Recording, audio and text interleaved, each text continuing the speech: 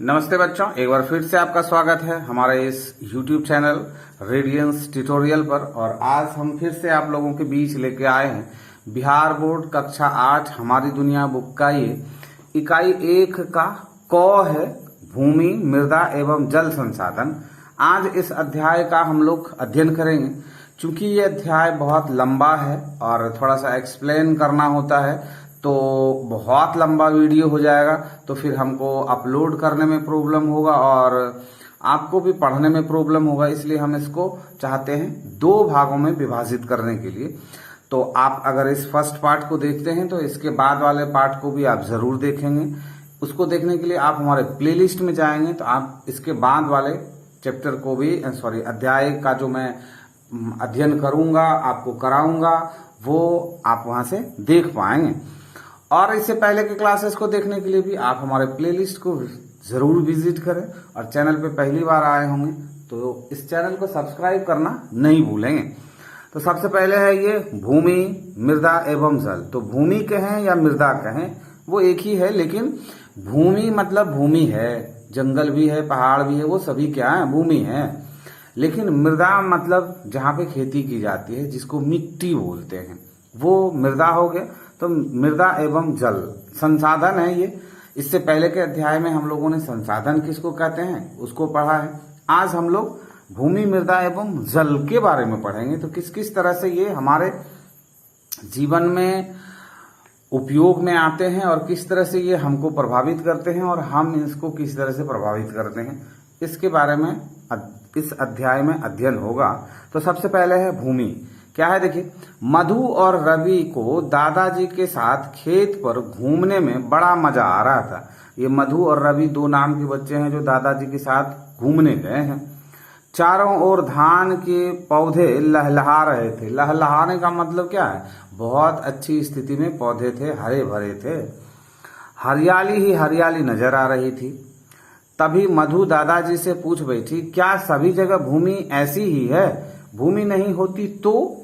जिस तरह जब धान की खेती हो रही है तो इसका मतलब है कि समतल मैदानी भाग होगा, तभी वहां पे धान की खेती होगी, या फिर पहाड़ के ढलानी क्षेत्रों में उसमें खेती होती होगी।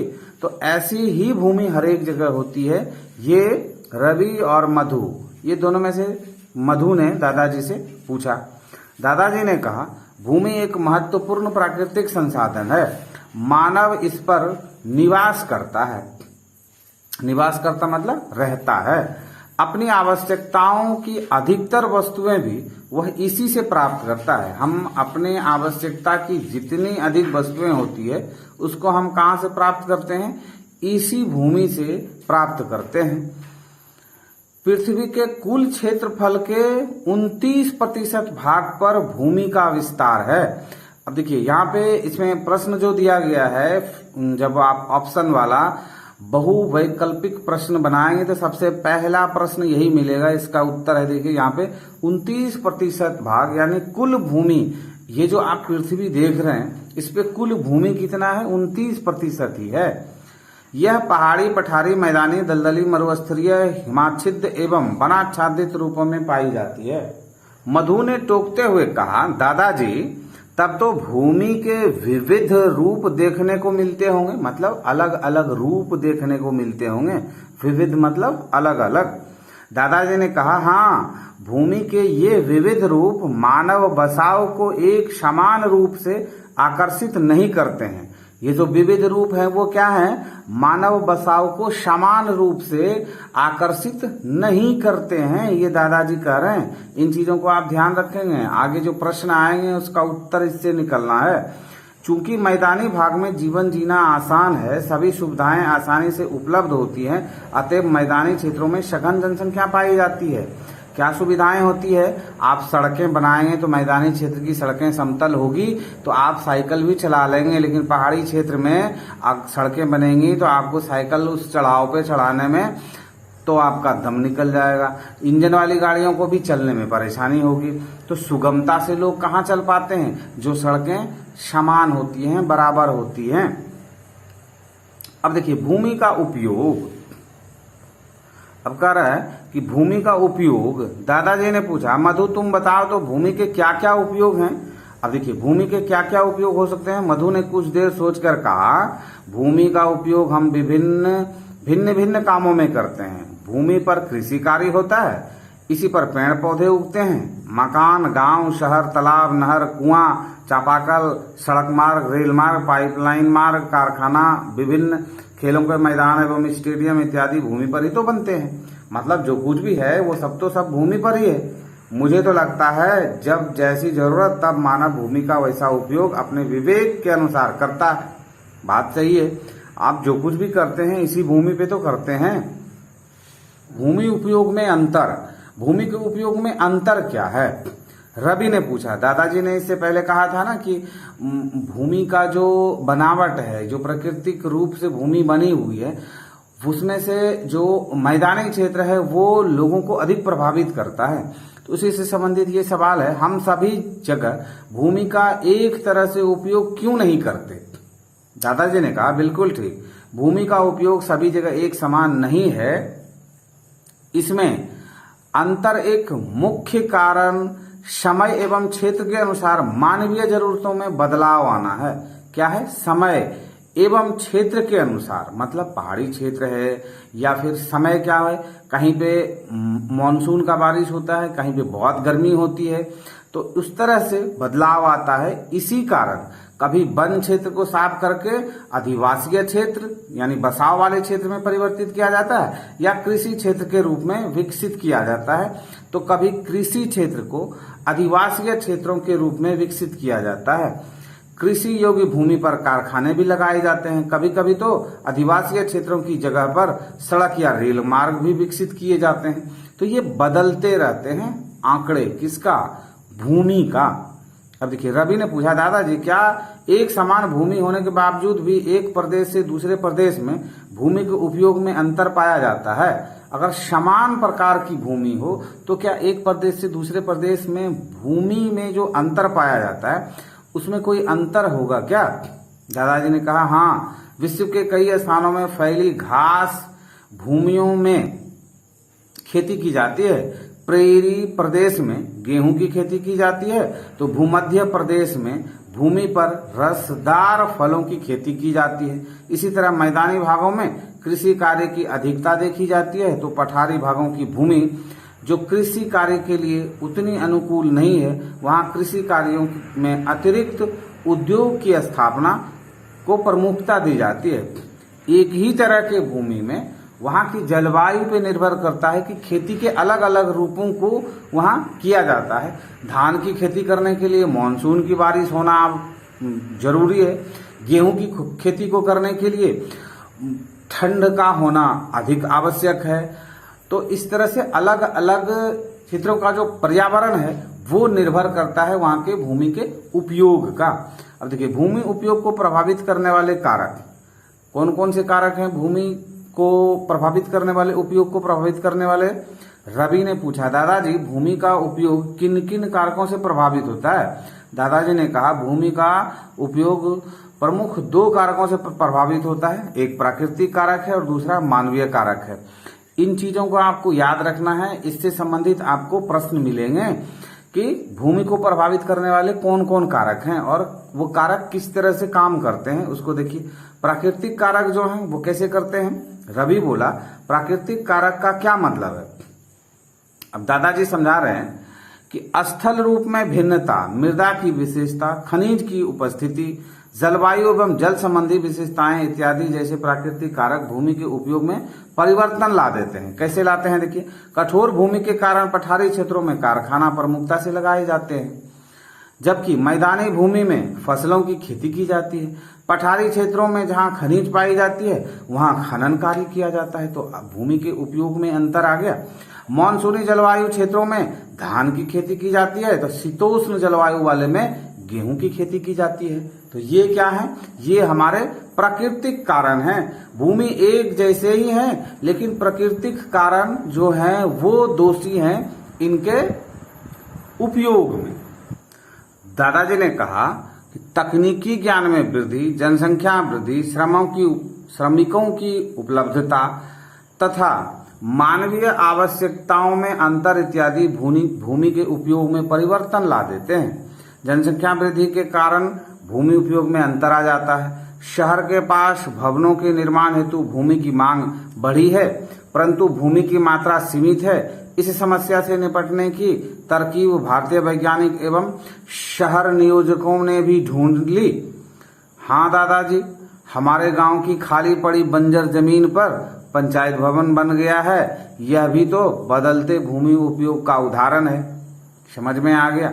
अब देखिए, मुंबई के पास जगह नहीं था, दलदली भूमि थी और वहां जो है जनसंख्या के हिसाब से घर मकान का बढ़ना जरूरी था। तो क्या किया गया, मुंबई के निकट जो दलदली भूमि को सुखाकर तकनीक के सहयोग से उस दलदली भूमि को सुखा दिया गया, उसको ठोस भूमि में बदल दिया गया तथा वहां नवी मुंबई का विकास किया गया। राजस्थान के गंगानगर में सिर्फ सूखा ही सूखा था, सिंचाई सुविधा उपलब्ध कराकर खेती की जाने लगी, जिससे यह क्षेत्र भारत के प्रमुख कृषि क्षेत्रों में गिना जाने लगा। तो भूमि के उपयोग में परिवर्तन आ गया। अब देखिए, भूमि उपयोग प्रारूप क्या है? भूमि उपयोग प्रारूप, दादाजी ने कहा, रवि, भूमि उपयोग का अर्थ कुल उपलब्ध भूमि का विविध कार्यों में होने वाले उपयोग के आंकड़ों से है। इससे संबंधित आंकड़े हमेशा बदलते रहते हैं। मतलब यह कि विभिन्न देशों के मध्य इसका प्रारूप एक जैसा नहीं मिलता। कहीं वन क्षेत्र अधिक मिलता है तो कहीं शुद्ध बोई गई भूमि का क्षेत्र, तो कहीं बंजर भूमि का क्षेत्र अधिक मिलता है। हमारे देश में भूमि उपयोग प्रारूप संबंधी आंकड़े कौन रखता है? भू राजस्व विभाग रखता है। ये आपको याद रखना जरूरी है, क्योंकि आने वाले समय में जब आप क्वेश्चन आंसर करेंगे तो ये आपको मिल जाएगा। अब देखिए, भूमि उपयोग वर्ग, दादाजी ने आगे बताया, मधु, भूमि उपयोग के वर्ग निश्चित हैं। ये वर्ग हैं वन क्षेत्र की भूमि, कृषि के लिए अनुपलब्ध भूमि, बंजर एवं व्यर्थ भूमि, सड़क मकान उद्योग में लगी भूमि, या फिर क्या है, परती भूमि, चालू परती, जिस भूमि पर एक वर्ष या उससे कम समय से कृषि नहीं हुआ हो उसको क्या बोलते हैं? चालू परती। परती में भी फिर दूसरा क्या है? अन्य परती भूमि, जिस भूमि पर एक वर्ष से अधिक तथा 5 वर्ष से कम समय से कृषि कार्य नहीं किया गया हो। अब अन्य कृषि अयोग्य भूमि, अस्थायी चारागाह की भूमि जो है उसमें खेती नहीं होती है, कृषि नहीं होती है। कृषि योग्य बंजर भूमि, जिस भूमि पर 5 वर्षों से अधिक समय से खेती नहीं की गई हो।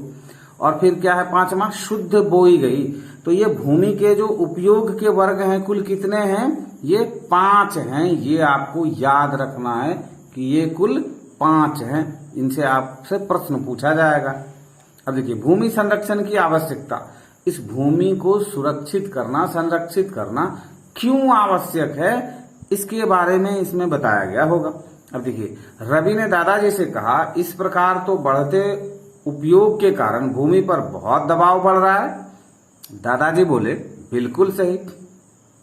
तेजी से बढ़ती जनसंख्या के पोषण एवं आवास संबंधी आवश्यकताओं को पूरा करने के कारण वन एवं कृषि क्षेत्र घटते जा रहे हैं। फसलों के उत्पादन को बढ़ाने के लिए रासायनिक उर्वरकों का काफी उपयोग किया जा रहा है। अति सिंचन एवं पशु चारण की क्रियाएं भी हुई हैं। जल जमाव से मिट्टी में लवणता एवं क्षारीयता का गुण भी बढ़ा है। इन सभी कारणों से भूमि के स्वाभाविक गुणों में ह्रास आ गया है। क्यों आ गया है? जल का जमाव होना, उसमें लवणता और क्षारीयता का बढ़ जाना, कृषि योग्य भूमि पर बसाव का हो जाना, ये सभी क्या है? भूमि के स्वाभाविक गुणों को प्रभावित कर रहे हैं। भूमि का निम्नीकरण कहा जाता है। ये जो क्रिया होती है इसको क्या कहा जाता है? भूमि का निम्नीकरण। अब देखिए, भूमि के अवैज्ञानिक एवं अनियोजित उपयोग के कारण मरुभूमि का प्रसार, भूमि कटाव एवं भूमि के बंजर होने जैसी समस्याएं बढ़ती जा रही है। मधु ने कहा, तब तो भूमि को संरक्षित किया जाना बहुत जरूरी है। इसके लिए क्या क्या करना होगा? अब दादाजी क्या बता रहे हैं, देखिए, इसके लिए हमें छोटे छोटे कुछ उपाय या काम करने होंगे। क्या करने होंगे? भूमि का उपयोग नियोजित तरीके से करना होगा। भूमि पर वन क्षेत्र को बढ़ाया जाए, जैविक कृषि पर बल दिया जाए, मरुभूमि के सीमांत पर झाड़ियां लगाई जाए, यानी मरुभूमि का जो अंत है वहां पे क्या झाड़ियां लगाई जाए। इससे क्या होगा? भूमि का कटाव रुकेगा।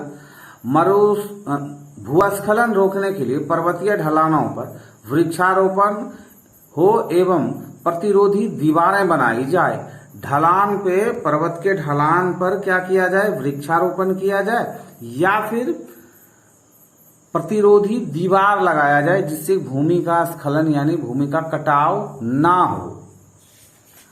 तटवर्ती क्षेत्रों में वृक्षारोपण को बढ़ावा दिया जाए, यानी तटवर्ती क्षेत्र यानी समुद्र के किनारे का क्षेत्र, नदियों के किनारे के क्षेत्र तटवर्ती क्षेत्र कहलाते हैं। इन कार्यों के द्वारा हम भूमि को संरक्षित कर सकते हैं तथा इस संसाधनों को बेहतर ढंग से लंबे समय तक उपयोग कर सकते हैं। रवि बोला, दादाजी खेत में कितनी तेजी से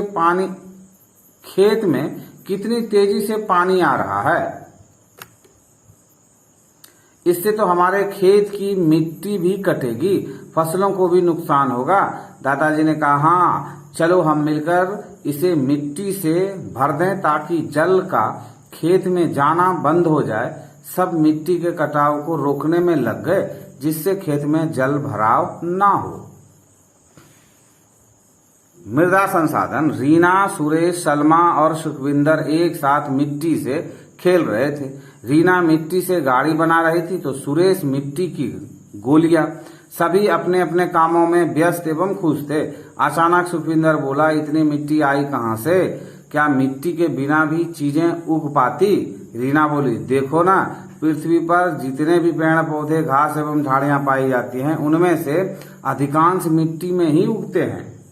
बोला, मेरी दीदी बता रही थी कि पौधे अपना भोजन एवं आवश्यक पोषक तत्व मिट्टी से ही प्राप्त करते हैं। मृदा पृथ्वी के सबसे ऊपर भूपटल के ऊपर पाई जाती है। इस सतह में पेड़ पौधों की वृद्धि के लिए सभी जरूरी खनिज तत्व, पोषक तत्व एवं चट्टानों के कण मौजूद होते हैं। पोषक तत्वों के रूप में मृदा में ह्यूमस, वायु, जल एवं सूक्ष्म जीवाणु उपस्थित होते हैं। अब देखिए ये ह्यूमस क्या है? मृदा में पेड़ पौधे, जीव एवं अन्य सड़े गले पदार्थों के अवशेषों को ह्यूमस कहा जाता है। ये आपको याद रखना बहुत जरूरी है क्योंकि इससे प्रश्न पूछे जाएंगे। अब देखिए मृदा का उपयोग। शलमा बोली, रीना तुम बताओ तो मृदा के क्या क्या उपयोग हैं? अब देखिए मृदा के क्या क्या उपयोग हैं? फसलों की खेती करने में, पेड़ पौधे घास झाड़ियों को उगाने में, गृह निर्माण में, मूर्तियां बनाने में, ईंट खिलौने, गमला, घड़ा, सुराही, कपड़ा, खपड़ा इत्यादि बनाने में। सुखविंदर बोल उठा, अब मैं बताऊंगा, मिट्टी के गिलास, दिया, कलश इत्यादि बनाने में तथा मेड़, बांध, तटबंध, कच्ची सड़क इत्यादि के निर्माण में तो मिट्टी का ही उपयोग होता है। अब देखिए मृदा निर्माण। मृदा निर्माण कैसे होता है? सुरेश ने कहा, आखिर इतनी मिट्टी बनती कैसे है? कार्यकलाप है। देखिए आसपास में मिट्टी का क्या क्या उपयोग होता है इसका सूची बनाने का है, आप उसका सूची बनाएंगे। सलमा बोली, किसी स्थान की मृदा के निर्माण में वहां उपस्थित मौलिक चट्टान, क्षेत्र की जलवायु, वनस्पति, सूक्ष्म जीवाणु, क्षेत्र की ऊंचाई, ढाल तथा समय का योगदान होता है। मृदा निर्माण प्रक्रिया में सबसे पहले मौलिक चट्टानें टूटती हैं। टूटे हुए कणों के और महीन होने की प्रक्रिया अनवरत चलती रहती है। हजारों लाखों वर्षों बाद वह चट्टानी टुकड़ा भौतिक, रासायनिक एवं जैविक ऋतुचरण से महीन कणों में बदल जाता है जो मृदा कहलाता है। सामान्यतः 1 सेंटीमीटर मोटी सतह वाली मृदा के निर्माण में सैकड़ों हजारों वर्ष लग जाते हैं। रीना बोली, बाप रे, मिट्टी बनने के लिए लंबी प्रक्रिया है। मैं सोचती थी कि मिट्टी अपने आप बन जाती है। जैविक एवं रासायनिक ऋतुचरण पेड़ पौधे, जीव जंतुओं, मानवीय क्रियाओं तथा जल की प्रतिक्रिया से चट्टानों का टूटना एवं गलना रासायनिक ऋतुचरण कहलाता है। भौतिक ऋतुचरण क्या है? तापमान में उतार चढ़ाव, तुषार क्रिया तथा चट्टानी पर्वतों के फैलने सिकुड़ने से चट्टानों का टूटना भौतिक ऋतुचरण कहलाता है। ये जो मृदा है इसका निर्माण कैसे हो रहा है? देखिए सबसे ऊपर में ह्यूमस है, बालू एवं पंख है, ऋतुचरित कण है और यह मौलिक चट्टान है। ने कहा, मृदा निर्माण की प्रक्रिया काफी लंबी अवधि में पूरी होती है। इस दौरान मृदा के 3 स्तर तैयार होते हैं। इस चीज को आपको याद रखना है कि आपसे प्रश्न पूछे जाएंगे कि मृदा के कितने रूप होते हैं या फिर कितने स्तर होते हैं, तो आपको याद रखना है कि मृदा के 3 स्तर तैयार होते हैं।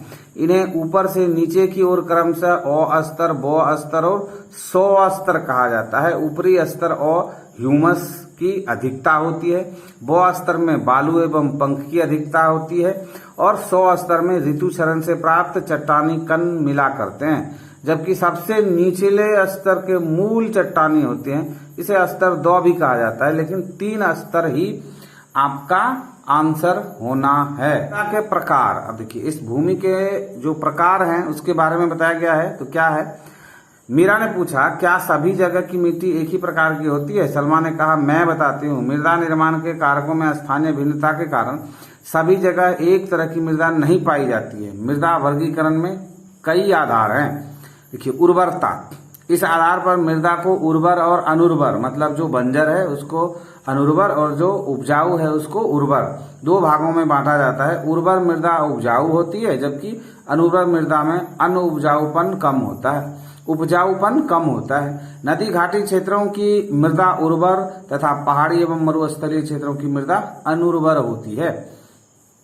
गठन या संरचना, इसके आधार पर मृदा को बलुई मृदा, चिकनी मृदा एवं दोमट मृदा में बांटा जाता है। बलुई मृदा में बालू और कले दोनों होता है, परंतु इसमें बालू का अंश अधिक होता है।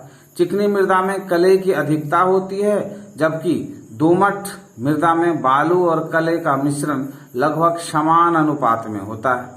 रंग के आधार पर, इस आधार पर मिट्टी को लाल मृदा, काली मृदा, भूरी मृदा और बादामी मृदा में बांटा गया है। तो मृदा के प्रकार कितने हैं? 3 हैं। अब देखिए मृदा के प्रकार में ये 3 प्रकार हैं। उर्वरता के आधार पर 2 प्रकार हैं और गठन एवं संरचना के आधार पर 4 हैं और रंग के आधार पर 3 हैं। तो इस अध्याय को आज हम यहीं पे द एंड करते हैं। भारत में मृदा के इस अध्याय को आगे पढ़ेंगे, दूसरे वीडियो क्लास में पढ़ेंगे। ये वीडियो क्लास बहुत लंबा हो जाएगा, तो आज इस क्लास को यहीं पे द एंड करते हैं और आपसे रिक्वेस्ट करते हैं कि वीडियो क्लास को देखते हुए यहाँ तक आ गए होंगे तो वीडियो को लाइक जरूर करेंगे और चैनल को सब्सक्राइब करना नहीं भूलेंगे। मिलते हैं हम फिर से भारत में मृदा से आगे।